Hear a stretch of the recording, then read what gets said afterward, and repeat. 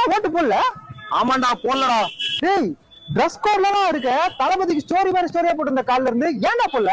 மச்சி ஓட்டு போலான்னு என் பூத்துக்கு போன மச்சி. சரி விசில் சின்னத்துல தளபதிக்கு வேற யார விடாடா. நான் ஓட்டு போட்டா தளபதி தான் மச்சி போடுவேன்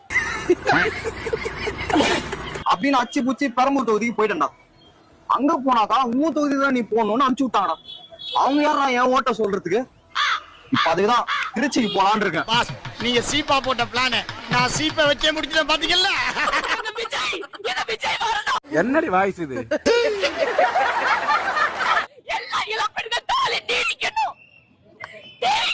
முதல்ல தொண்டை ஆபரேஷன் பண்ணுவோம். இங்க வா, இந்த வரேன் நான்.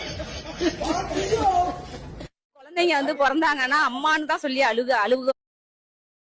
குழந்தைங்க வந்து பிறந்தாங்கன்னா அம்மா போறாங்க. 26ல தளபதி தான் சிஎம்மா உட்காருவாரு. நாய்களுக்கு நான் பதில் சொல்ல வேண்டிய அவசியம் கிடையாது. இவங்களை பூரா ஊசி போட்டு கொண்டு வரணும் அப்படின்னு பேட்டி கொடுத்துருக்கேன். ஊசி போட்டு கொண்டு கடல் எல்லி போட்டணும். இவங்க இந்த பூமிக்கு தேவையில்லாத எக்ஸ்ட்ரா வெயிட்.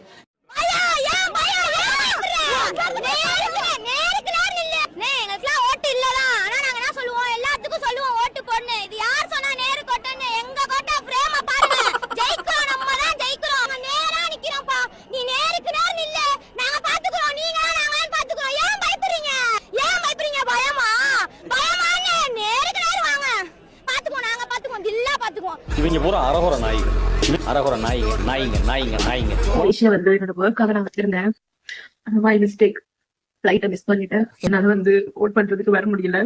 ஆக்கிறவங்க நினைக்கலாம் என்னோட ஒரு ஓட்டுல பெருசா என்ன அப்படி சொல்லி, ஆனா அதுக்கு நாங்க இருக்கிறோம் அப்படிங்கிற ஒரு ஆதரவை வந்து என்னால தர முடிஞ்சது அந்த ஒரு ஓட்டுனால மட்டும்தான். பட் அதையும் இன்னைக்கு நான் இழந்துட்டு நிக்கிறேன். என்னால அக்செப்ட் பண்ணிக்கவே முடியல.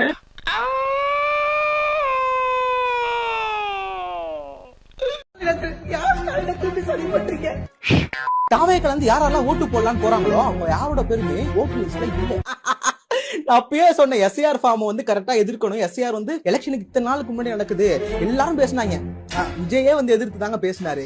ஆனா இவங்க என்ன தெரியுமா பண்ணாங்க? ஸ்டாலினோட தொகுதியில 1 லட்சம் ஓட்டு போயிடுச்சு. அப்ப ஸ்டாலினுக்கு பின்னாடி பாத்தீங்களா திமுக தோக்க போகுது பாத்தீங்களா அப்படின்னு திமுக காரன் ஒரு வீட்டுக்கா போய் இது நமக்கு ஓட்டு போடுற வீடு, நான் போய் எஸ்ஏஆர் ஃபார்ம் ஃபில் பண்ணி தரேன்னு கிரவுண்ட்ல போய் வேலை பார்த்தாங்க. அதிமுகவரும் தாவேக்கனரும் வெளியே போல எல்லாருமே பேசினாங்க. அது எஸ்ஏஆர்ன்றது கரெக்ட் தான், பாருங்க திமுக வந்து ஓட்டை இறக்க போகுது அப்படின்னு. ஒன்னும் நடக்கல.